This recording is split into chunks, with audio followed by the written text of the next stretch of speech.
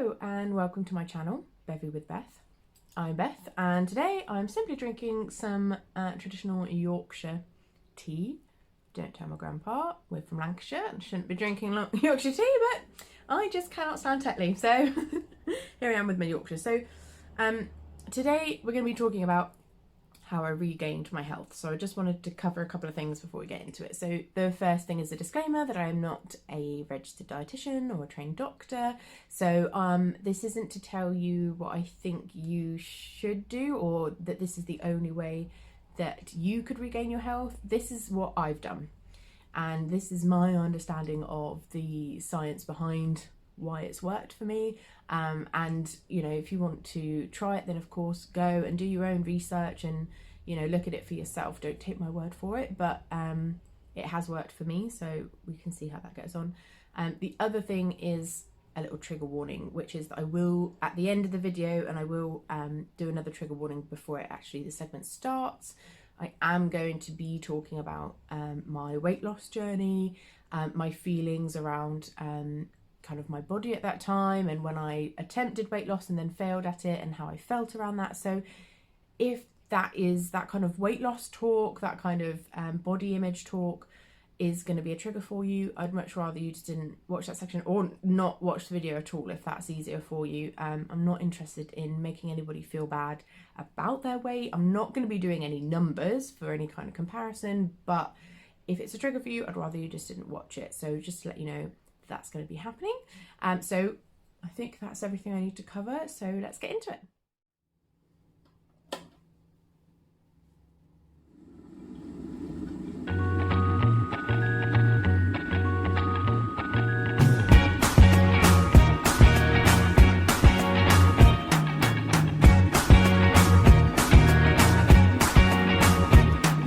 I can't forget the day we met, your eyes so blue, me pressing through. I can't forget the day we met, your smile so bright, it made me swoon. Our love is like a summer's day. So in my first video, I talked a lot about what happened in the run-up to me being diagnosed. And so now I want to talk about what happened after I was diagnosed. So because I was diagnosed with PCOS and insulin resistance, you know, at the same time, I was suffering with both of those things. I looked into the PCOS first, and obviously that's when I learned a lot about the condition, but quickly realised that the symptoms that I was experiencing, especially once I was back on the pill, were very much linked to the insulin resistance. So that became my main focus at first, and very quickly learned that although a kind of diabetic diet would be best, that the recommendations didn't seem to fit kind of the science of what was happening in my body. That the obvious thing I needed to do was reduce my sugar intake, reduce my insulin responses, and I talked a bit in my low GI foods video that the low GI foods were still pretty high insulin response. So I started straight away by simply logging what I was currently eating. So I was very lucky in that in my job I had access to a computer, and I made a spreadsheet up for myself so that I could record my breakfast, my lunch, and any snacks that I was eating. And at that time, because I was living with my parents and my mum was very kindly doing all of my dinner for me, I didn't get home until very late because I was travelling an hour after work to get home. So I didn't want to put any more pressure, because I already had things that I couldn't eat before we got this diagnosis. So I didn't want to put any more pressure on my mum. So I was quite happy to be really strict with what I was eating during the day, the things that I had control over, the food I was taking into work with me, being quite strict in that timeline. And then when it came to dinner, eating whatever it was that mum was providing me with. And I started out by simply looking at what I was currently eating. I didn't change my diet at all. I took a whole week of my average eating, and I'd record my breakfast, my lunch and my snacks to see how much sugar I was currently eating, and also to start giving me an idea of what foods that I was eating had sugar in them. And I was super shocked. I was eating between 300 and 400 grams of sugar a day, which is fairly normal. What I mean by that is our Western diet tends, that is what people tend to eat. Eating a lot of fruit for snacks, having bread for sandwiches, having cereal for breakfast. That's all quite a lot of sugar. So I wasn't eating overly abnormally, although I was overeating sugar, because I'll get into that in another video about why we end up getting into this cycle of overeating carbs all the time. But it was a fairly normal high carb diet. So it was fairly easy to straight away, having spent that week, I started cutting down the sugar. And I mentioned in that first video that one of the real triggers for me to get to the doctor was the walk home in particular. Walking from my place of work to the train station was about a mile. And if I was walking home, I came down the hill from my work, along the main road, and then back up the hill to get to the train station. So I was struggling to get back up the hill.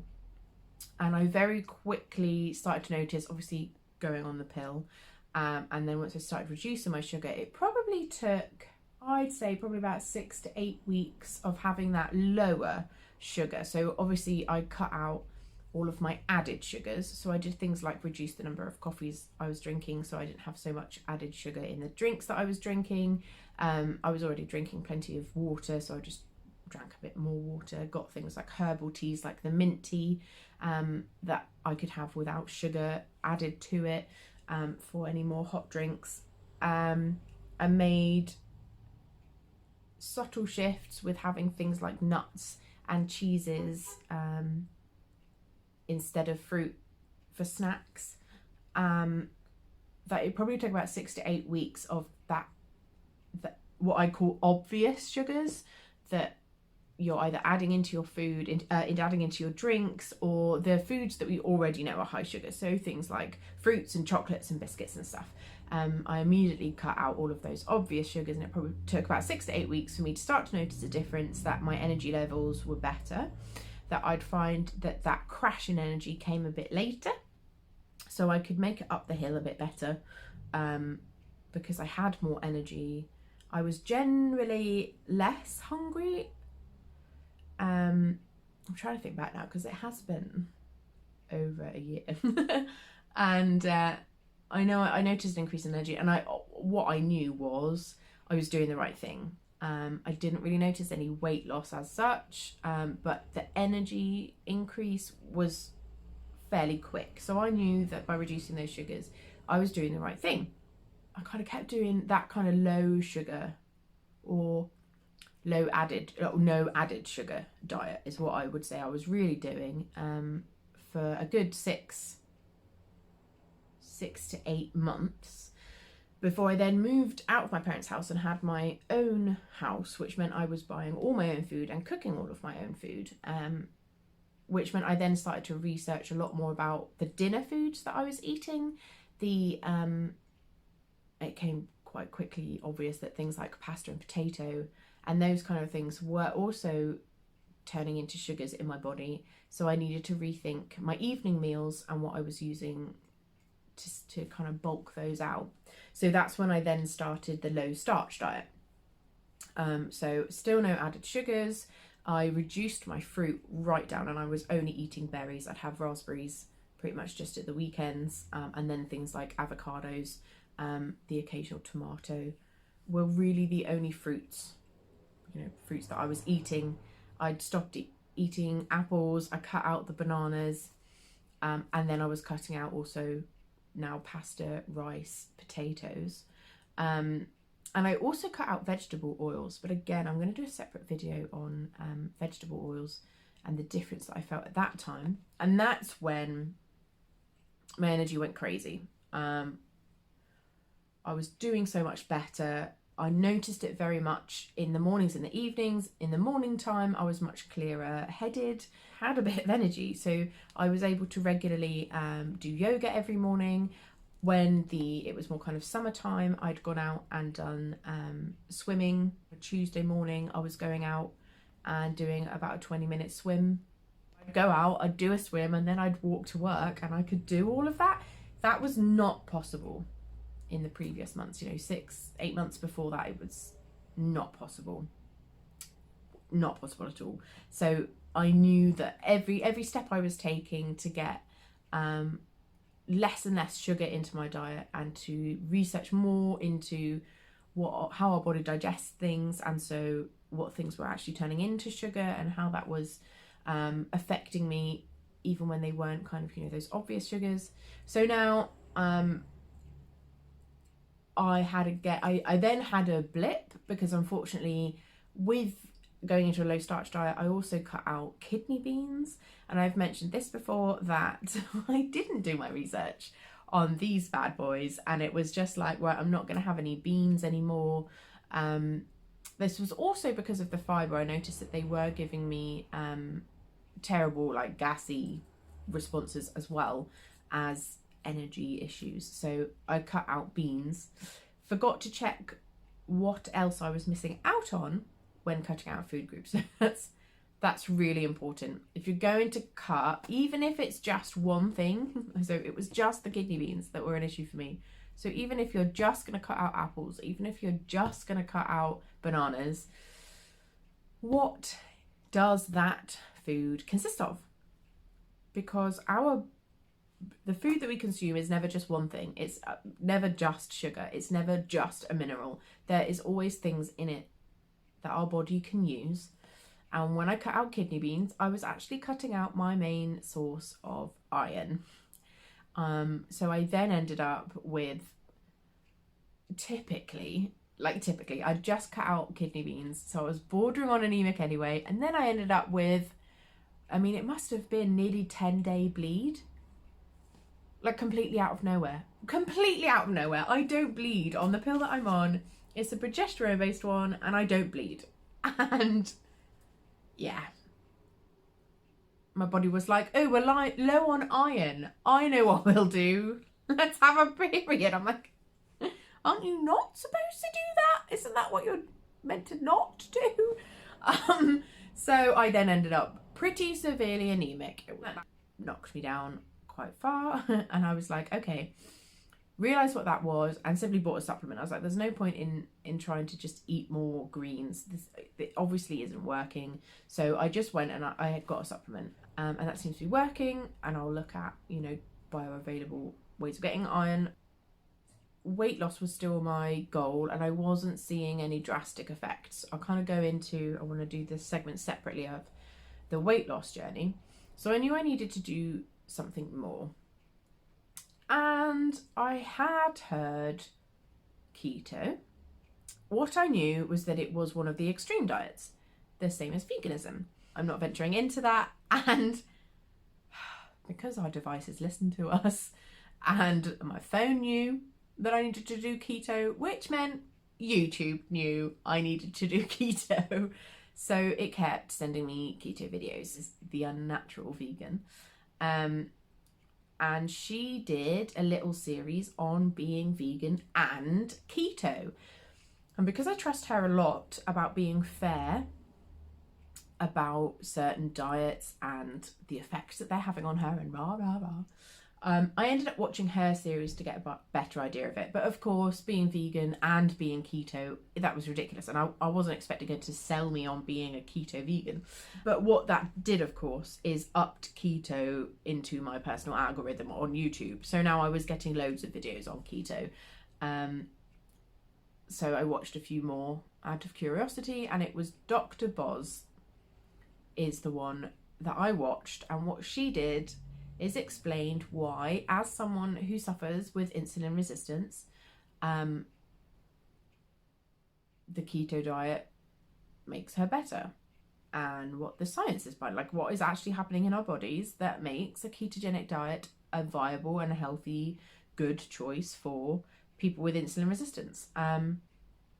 And it was the way that she explained it, where it wasn't about the fad, it wasn't about the diet. It was about, this is how our body works, and if you do X, Y, and Z, your body will do A, B, C. And that made a lot of sense to me. So I started looking at it more and more, and I just realised that I was never going to know if I could reach my full potential, as it were. Could I get back to feeling like a mostly healthy person? I have other things going on. I'm never going to be a perfectly healthy person, but could I at least get that insulin resistance so under control that I felt like I could pretend to be a normally healthy person? So I decided to give it a go. And having already been on such a low sugar and no starch diet, it was really easy to just switch into keto. And I just literally, I did that switch, the low sugar, low starch diet into keto. I could do that overnight. And I literally just took anything that was left in my cupboards into work, and put it in a cupboard at work to keep it away from me, but also not to waste it, because I don't want to just throw everything out, because that's incredibly wasteful. And yeah, so I did that on a Thursday evening. I grabbed everything, shoved it in a bag, took it to work on the Friday, and headed into keto. I did it wrong for starters, because of the whole carbs and net carbs thing. I was overeating on my carbs because I wasn't looking at the right numbers. It was supposed to be 30 grams of net carbs, and I was eating 50 grams of carbs, I think. I can't remember exactly, but I was doing it wrong. So I'd got these P6 to see if I was actually in ketosis, and it was like, nope. And I was like, what is going on here? And managed to get some more information. I learned about net carbs, and adjusted the tracking that I was doing in order to get you have low enough carbs in order to get myself into ketosis. So you will find that there's going to be a few videos now about keto, because it's not going to be all about keto, but I have noticed some real benefits from it. So I'm going to just do a few kind of beginners tips and things, nothing too heavy, and then in a few months time I'll do a bit of a progress thing on where I'm at, because I'm learning all the time. But that's kind of where I'm at now. Is I'm on the keto diet. I've lost weight. I've got all my energy. I've got no trouble sleeping unless my anxiety is playing up. And that's kind of the steps that I took. Big change. But I'd already been low sugar. I'd already cut out the starches. I'd had a year of being low sugar, and I'd had about 6 months of being low starch before I then went into keto. That I think things like the withdrawal from the carbs and the coming up with meal ideas was so much easier for me, having already been so far along in that journey already, that people who are eating a normal diet, even if you're eating a what you would consider a low sugar diet, because you've been diagnosed and you can't eat too much sugar, and you've already started making that progress, that if it was something you wanted to look into, that's definitely my highest recommendation, is look into it and see if you think it's something you could do, or if you believe it could help you. Start really slow. I know that people, especially in extreme diets, are all about get it done right away. Like, make the decision and just empty your cupboards and get on with it. And it's like, well, when you want to do these things for a long period of time, you need to be able to make those adjustments in a realistic manner. And if you take 6 months to get from a normal carb diet, or even a low sugar diet, a no added sugar diet, into keto, you're still going to be better, and you're going to be able to remain keto for much longer, if not like forever. Like, do you see what I mean? Then if you try and jump into it and make it really hard for yourself, go through a really tough withdrawal from all the carbs and sugar that you have been eating. Try and come up with brand new meal ideas for breakfast, lunch and dinner all at the same time. Try, redo your shopping list, empty your fridge and cupboards. It's an extreme diet. That doesn't mean you have to go into it in an extreme way. Take your time. Take it one step at a time and gradually get from what you're eating currently into a carb-free, or low carb, I should say. It's not carb-free. It's low carb diet. It makes it a sustainable thing to do. And then if you find that it makes you much better, as I did, then that's great, because now you're going to be able to do it for a long time as well. So for me, the thing that cinched it was the weight loss. So here we go. Trigger warning. We're going to start talking about weight loss. So although my health, like the energy levels, was really my main goal, I knew that I couldn't escape the fact that if I was getting healthier, that would result in weight loss. And that I really didn't like how heavy I was, how much fat I was carrying, because to me that was a very obvious and outward sign of the fact that I was unwell. And I've always known that those two things would go hand in hand. If I became healthy, I was bound to lose weight. That, I wasn't going to get healthier and remain at that same weight. It just isn't what's going to happen. I don't weigh myself too often because I don't want weight to be my measure of health, if this makes sense. But I understand that losing weight is a marker, but it's not the marker of health.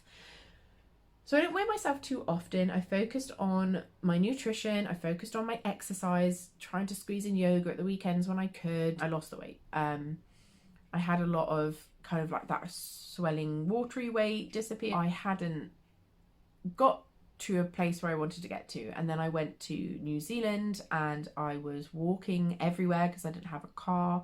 I was in full control. So this is before I moved out of mum and dad. So I was still at mum and dad's when I went to New Zealand. So at that point I hadn't been in control of my dinner. And when I went to New Zealand for 3 months, I was then in control of my dinner. My friends worked nights, so they were out by the time I wanted to cook my dinner. So it was completely up to me. I bought my food in, I cooked it myself. And I really expected to come away from that holiday with an increase of exercise and a reduction in sugar in my intake, that I would come back home and find that I'd lost weight, and I didn't. And then it was Christmas, and then I moved out. I ended up putting weight back on.